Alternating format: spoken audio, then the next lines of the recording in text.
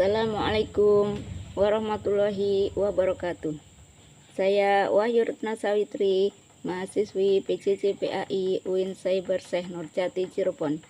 Pada kesempatan kali ini, saya akan membahas dua ibadah penting dalam Islam, yaitu kurban dan akikoh.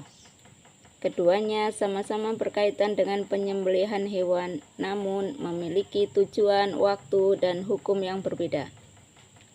Pengertian kurban. Kurban berasal dari kata horuba yang berarti mendekatkan diri. Secara istilah, kurban adalah menyembelih hewan ternak seperti kambing, sapi, atau unta pada hari raya Idul Adha dan hari Tasyrik sebagai bentuk ketaatan kepada Allah SWT. Ibadah kurban memiliki dasar yang kuat dalam Al-Quran dan hadis. Allah SWT berfirman dalam surah Al-Kautsar ayat 2, Bismillahirrahmanirrahim, Fasholli li rabbika wanhar. Maka dirikanlah salat karena Tuhanmu dan berkurbanlah. Kurban juga meneladani kisah Nabi Ibrahim alaihissalam yang rela mengorbankan putranya, yakni Nabi Ismail alaihissalam, demi menjalankan perintah Allah SWT. Hukum dan waktu kurban. Hukum kurban adalah sunnah muakkad, yaitu sunnah yang sangat dianjurkan bagi umat Islam yang mampu secara finansial. Waktu pelaksanaan kurban dimulai setelah sholat Idul Adha pada tanggal 10 Zulhijjah hingga matahari terbenam pada tanggal 13 Zulhijjah. Hewan kurban harus memenuhi syarat-syarat sebagai berikut, yaitu yang pertama, sehat dan tidak cacat, cukup umur, untuk kambing minimal 1 tahun, untuk sapi minimal 2 tahun. Disembelih sesuai syariat Islam.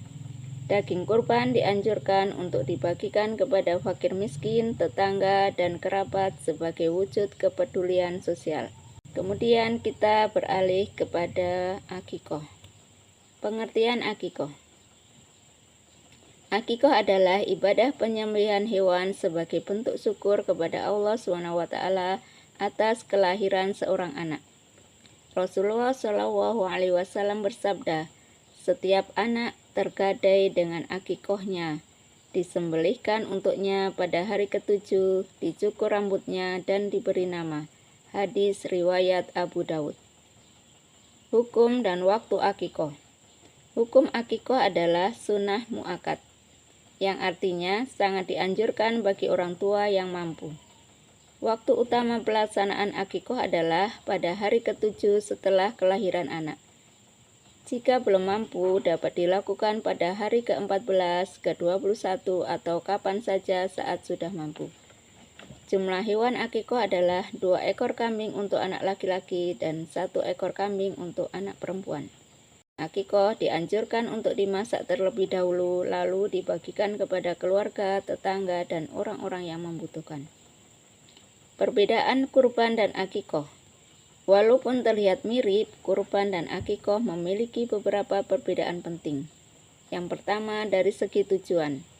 Kurban mendekatkan diri pada Allah dan berbagi pada sesama. Sedangkan akikoh bertujuan sebagai ungkapan rasa syukur atas kelahiran anak. Yang kedua, dari segi waktu. Kurban dilakukan hanya pada saat Idul Adha dan hari Tasyrik. Sedangkan akikoh waktunya fleksibel setelah kelahiran anak. Yang ketiga, dari segi pelaksana. Kurban dilakukan oleh individu yang mampu, sedangkan akikoh merupakan tanggung jawab orang tua. Adapun hikmah kurban dan akikoh adalah antara lain: 1. Menumbuhkan keikhlasan dan ketakwaan. Yang kedua, melatih kepedulian sosial. Kemudian yang ketiga, menghilangkan sifat kikir. Sedangkan hikmah akikoh yang pertama, ungkapan rasa syukur kepada Allah SWT. Yang kedua, menguatkan ikatan sosial. Yang ketiga, mendoakan kebaikan bagi anak. Sebagai penutup, kurban dan akikoh adalah ibadah yang tidak hanya bernilai ritual, tetapi juga memiliki makna sosial dan spiritual yang mendalam. Melalui ibadah ini, kita diajarkan untuk taat pada Allah SWT bersyukur, dan peduli terhadap sesama. Semoga kita semua diberikan kemampuan untuk melaksanakan kurban dan akikoh dengan penuh keikhlasan. Demikian pembahasan kurban dan akikoh, semoga bermanfaat. Dari saya cukup sekian dan terima kasih. Wassalamualaikum warahmatullahi wabarakatuh.